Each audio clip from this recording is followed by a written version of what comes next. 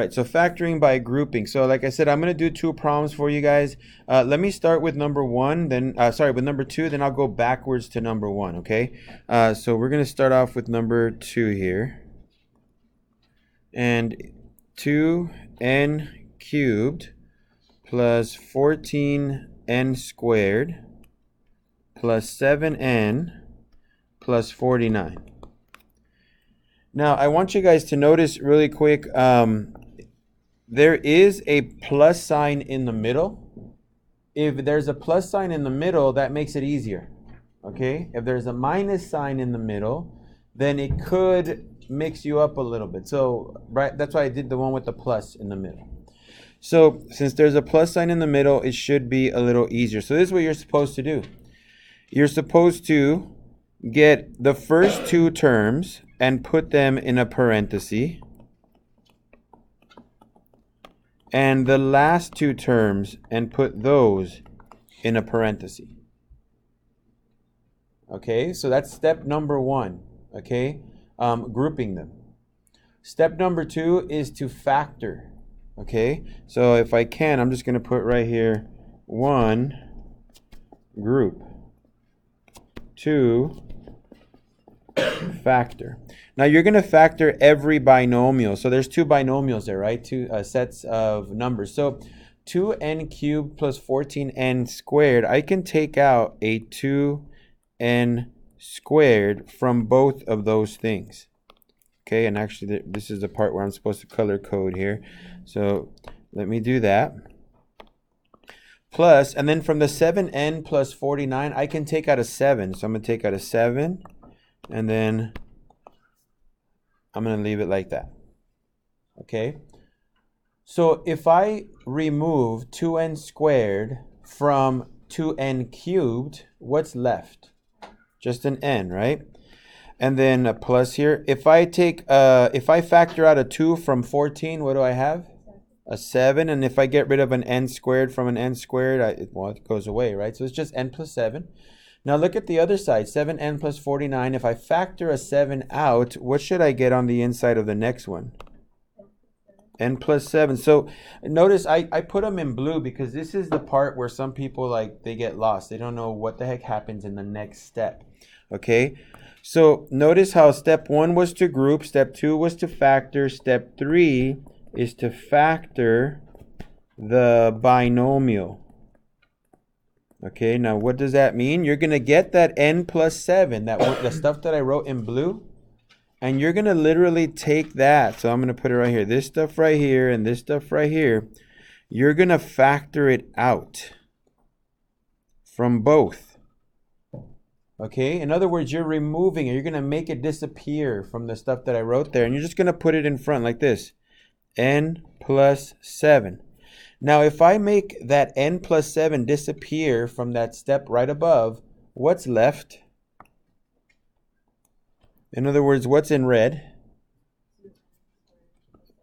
All right, and there you go. You're done with your factor. This is factoring using grouping. Okay? So that step right there where I factor out the binomial, that's sometimes weird for some people. They're like, how did you do that? Well, it's something they both have in common. So that means you can move it to the front, right? Just like we did in the previous step. We got rid of a 7 and we left n plus 7 in the parentheses because they had a 7 in common, right? So I move it to the front. Well, I'm going to move the binomial that they share to the front of the factor. So that's why it's right there, n plus 7. That's what they have in common. And then whatever's left over, like I said, I like to color code because it's kind of easy. If the n plus 7, the stuff in blue, were to disappear, what's left? Well, just the stuff in red. And that would be 2n squared plus 7. All right, so let me show you number 1. I told you guys this one's a little trickier. And the reason why it's a little trickier is because there's a minus in the middle. So 9p cubed plus 3p squared minus 24p minus 8. Now remember, the steps are to group it, factor, and then factor the binomial. Now I do want to highlight this negative. okay? Because that negative makes a big difference in what happens in the problem, okay? If you notice in the previous problem, all I did, so right here, all I did was I put parentheses. I didn't even think about the signs or anything like that, right? I didn't think about like do the signs change or anything like that. The reason why I didn't worry about it is because there was a plus in the middle. But when there's a minus in the middle, the second parenthesis, the second group, you have to change the symbols inside. So this is what I'm talking about. Notice the 9p cubed plus 3p squared. I'm just going to write 9p cubed plus 3p squared. And I'm not even going to worry about it. And I'm going to put a minus right there. Okay, so I'm going to put that minus right there. But when I do the next parenthesis, I'm still going to write 24p and 8. But instead of a minus 8, it has to be a plus. Now, if you're wondering, well, why do I have to change that symbol? Think about this in your head. If you multiply a negative times a positive 24p, you get a negative 24p, which is exactly what's above it, right? Negative 24p. If you get a negative and multiply it times a positive 8, you get a negative 8, which is exactly what's above. You got to make sure that when you factor the stuff by putting the parentheses, that it still makes sense with the original equation. Okay? If you were not to have changed it, and if you would have left this a minus, then when you subtract when you multiply a negative times a negative 8, that becomes a plus 8, and this is not a positive 8. So you got to be careful with that. Okay? So if you ever see a minus in the middle, you have to switch the sign of the second group.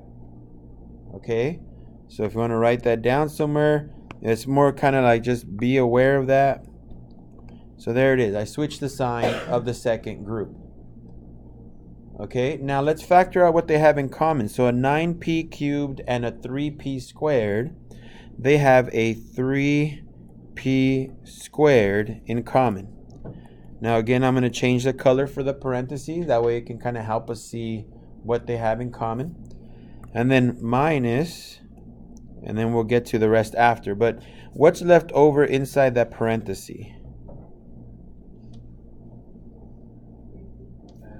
A 3p plus what? A 1. Okay, 3p plus 1. That's what's left over. Okay, now let's look at the other side. They share an 8 in common. So let me put 8 right here. Oh, I'm sorry, that should be in red. So an 8 right there. And then let me put a parenthesis here. What's supposed to be inside of there? A 3p plus 1. That's what I'm expecting, because if it's not, then I did something wrong. The whole point of grouping is that both of those parentheses should match, right? So let's see. 24p divided by 8, that's 3p. Plus 8 divided by 8 is 1. There you go. They match. That's perfect. When that happens, you know you're doing something right, okay? Because you get matching factors. So the third step, I'll just go back up there. It says factor the binomial, right? So that's what I'm going to do. I'm going to take that binomial. I'm going to put it out in front. So 3p plus 1. And then once the blue stuff is gone, right, because that's what I'm doing. I'm basically moving it out. Then only the red stuff remains. So the stuff in red is a 3p squared minus 8. And that's my factor. Now, before I let you guys start working, I do want to do one of those 5 and 6 that are starred, and I want you guys to see why they're starred. Okay, so why is it that 5 and 6 have like those stars next to it? But before I move on, any questions on this one? I mean, hopefully you're seeing it. The colors always help. You know, obviously if you're just using pencils, sometimes it's a little harder to see. But just remember, your goal is to get matching binomials, okay? Those parentheses that you create eventually should match. And that's what allows you to factor it out. And that's how you know that you did something right. If they don't match, then you didn't group them properly or anything like that. But usually you guys don't have to worry about grouping because they set them up for you guys nicely. The only time they ever mess with you is like in calculus. They'll throw some weird numbers. You got to rearrange them yourself. So, All right, so let's do just one more of these. Like I said, we'll do like the harder one, I guess. Just number 5. This is basically a star problem here. You're not doing 5 and 6, don't worry, but I just want you guys to see it, okay? So let me write down 27x cubed plus 9x squared minus 18x minus 6. Okay, if you want a little extra credit for your homework, do number 6. Okay, if you want. If you don't want to, don't do it. You don't have to do 5 through, what did I say, 5 through 12. Okay, but I'm just showing you this one. So I'm going to do this really quick. All right, so I'm going to take out, well, let me put these in groups. 27x cubed plus 9x squared minus, I notice there's a minus sign right here. Okay, so it's going to be 18x plus 6.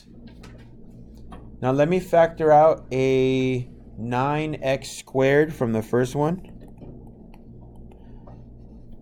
So that leaves me with a 3x plus 1. Okay, and then I'm going to factor out a 6 from the second one. And that's going to leave me with 3x plus 1. So far, notice I do have matching factors, and I just realized I didn't put them in different colors. Let me do that really quick. 3x plus 1, and this would be a 3x plus 1. Okay, so they have a 3x plus 1 that matches. So I'm going to write it out. I factored it, right? These two are my binomials that I factor. So all that's left is a 9x squared minus 6.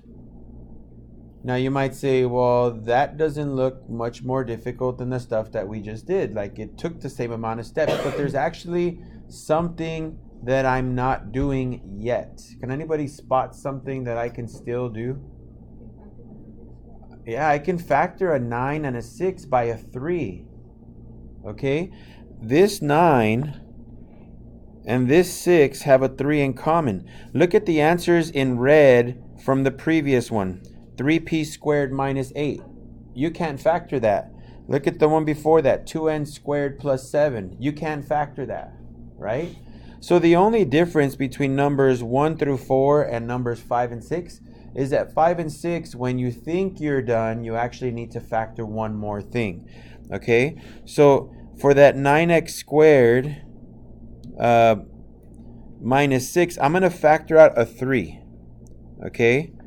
So I'm going to factor out a 3. So all that's left is 3 times 3x plus 1 times 3x squared minus 2. And that would be my final answer.